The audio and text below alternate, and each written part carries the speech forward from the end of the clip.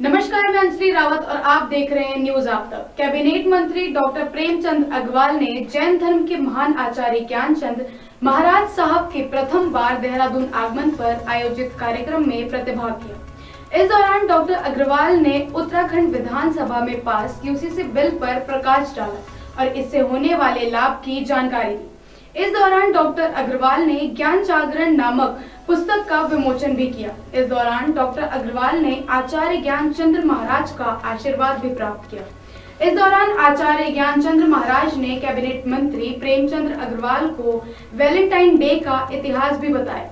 बता दें कि बुधवार को प्रिंस चौक स्थित जैन धर्मशाला में श्री श्वेतांबर सनातनवासी जैन सभा देहरादून की ओर से कार्यक्रम का आयोजन किया गया।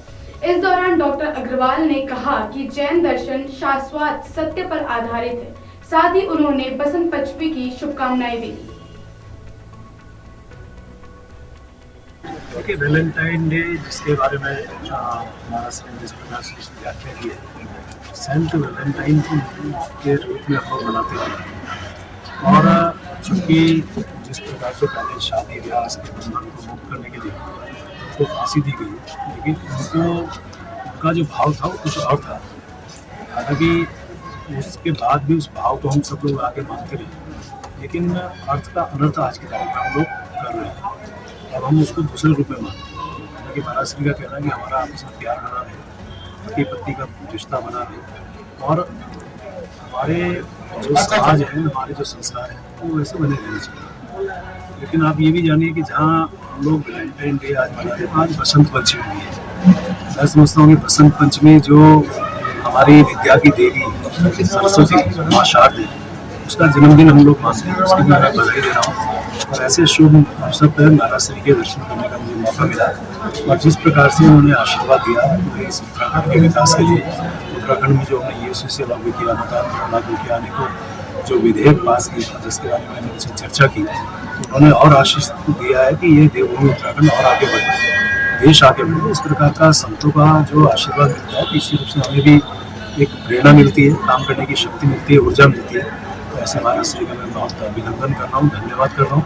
चूँकि देहरादून में वो पहली बार आए थे और हम सबका सौभाग्य है कि आज हम उनके दर्शन करने